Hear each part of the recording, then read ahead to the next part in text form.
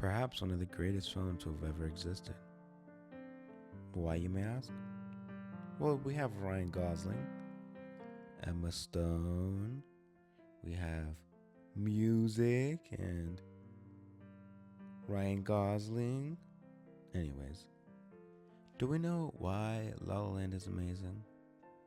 You could say it's due to Ryan Gosling's beautiful face. You could say it's due to Emma Stone's great acting. But I actually believe that La La Land is amazing due to its music. But here's the thing with music. Do we truly understand why it's amazing? Or do we just feel it? Is it those lush minor seventh chords that feel like you're falling in love and failing all at once? Or is it perhaps the way the brass strings and rhythm section move like LA traffic? Chaotic, alive, and perfectly in rhythm with the city.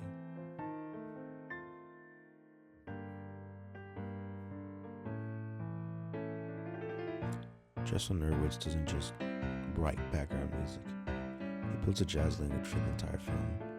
The harmony really never settles, the same way the characters' lives never settle.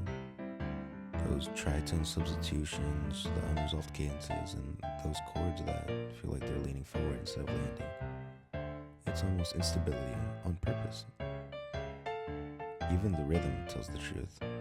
It's walking bass lines, swing patterns, syncopation. It all feels like ambition without a safety net. That's what makes it believable. It's these two artists working their way through lives. One is a aspiring actor, the other one is a man who believes he can revolutionize jazz somehow. And they're kind of going through life like a jazz player would go through a tune. No guarantee and no clean resolution.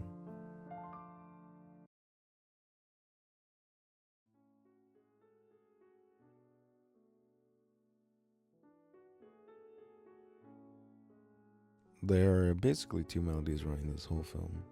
Me and Sebastian's theme and City of Stars. One feels rather intimate and personal, like a private confession whispered at the piano. The other feels public and exposed, like the sound of performing in front of the whole world.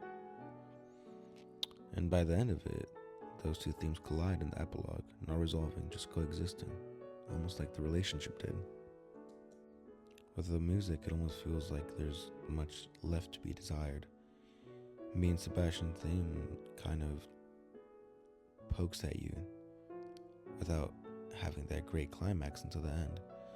It's really good at getting you prepared, so when the song eventually does at the end play for you, it hits so much harder because it's the sound that you used to associate with love. The same somewhat goes for City of Stars. You see it as this really cute song sang while they're inside of their apartment.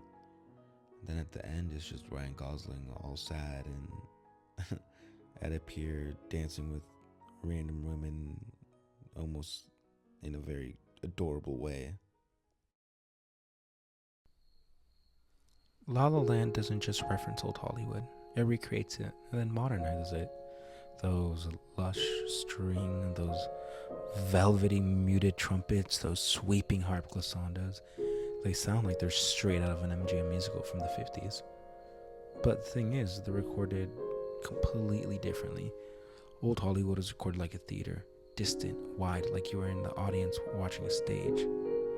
Hurwitz records like cinema, closed-minded, dry, intimate, like you're literally sitting inside the violin section with your ear against the wood. And to be honest, at times it also feels like you're in the room with them, living their life as a bystander. That's why the music doesn't feel retro. It feels alive. It's not a museum piece. It breathes.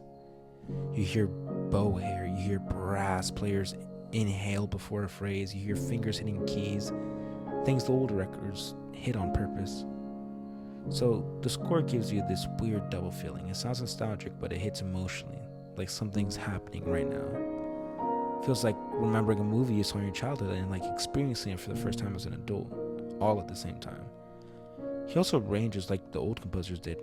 Thick string pads, woodwinds doubled with microphone, big unison brass for emotional peaks, but he inserts little modern choices, like unexpected chord changes, subtle synth reinforcement under the orchestra, percussion mixed like a pop record instead of a stage pit. It's like if you took technical or musical and shot it with an A24 camera. Same DNA, but different skin. That fusion is exactly why the score sticks. It gives your brain familiarity and your heart freshness. It sounds like a memory you somehow lived in, even if you didn't. And that, I feel like I've heard this before, sensation is what makes people emotionally attached to it instantly, even on a first listen. It's engineered nostalgia, but with modern emotional voltage behind it.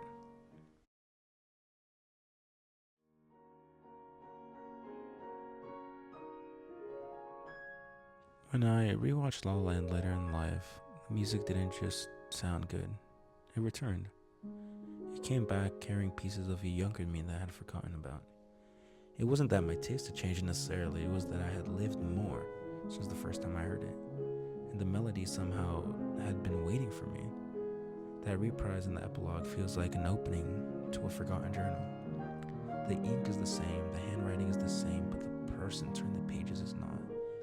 You hear the same themes, the same intervals, the same rhythm, but it lands on a completely different chest. The recognition is instant. I know this. And the ache right after is just as instant that, but I am not who I was when I first heard it.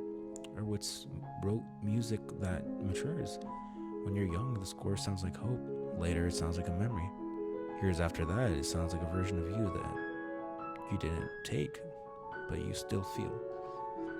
That's why it lingers. Because it's not tied to the events on screen, it's tied to the person watching. Most film scores tell you what you want to feel in the moment. This one holds on to you and waits.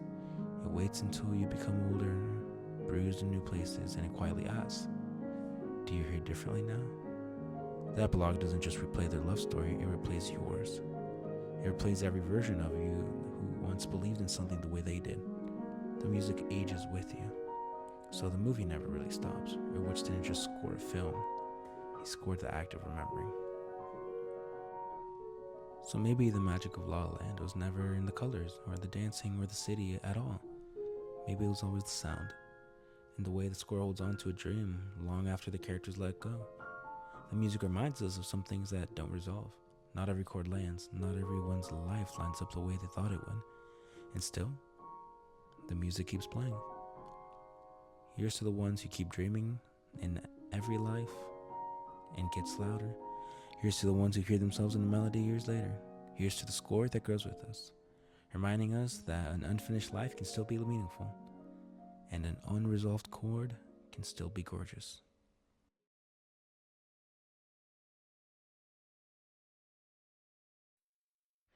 Ryan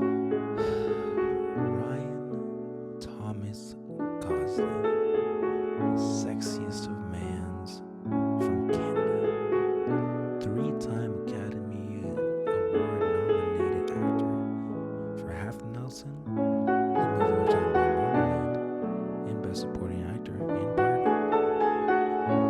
Ryan Gosling is not just a man, he's a government-issued serotonin dispenser disguised as a human being.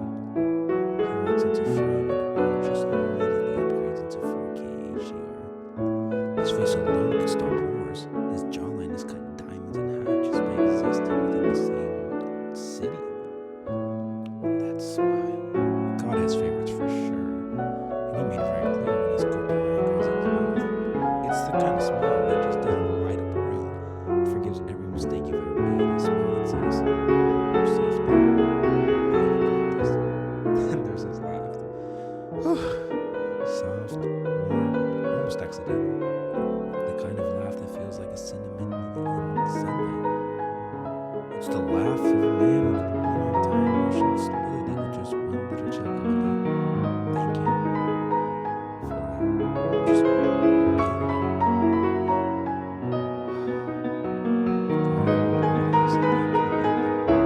And he sings, I mean, of course he sings, as if his face was already an act of violence. And his mouth like jazz solo lights out like water. He doesn't sing just like someone who truly loves you. He sings like someone who already wants centuries of ago. Much longer.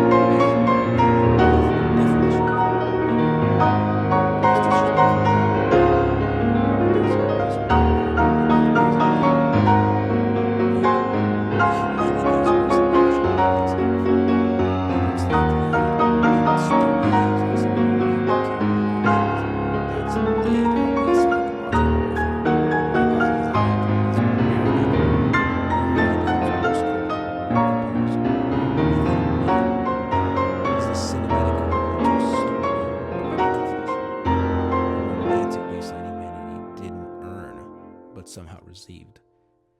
There are actors, there are stars, and then there's Ryan Gosling, the patron saint of unrealistic art standards, soft-spoken, apocalypse, tuxedo-wrapped heartbreak. Anyways, if you enjoyed that video, please subscribe. I'll be here every week on Saturday at 11:50 most likely. Please watch my videos. I'm a Randy Newman fan account, and I post about music every now and then, once a year, so please subscribe.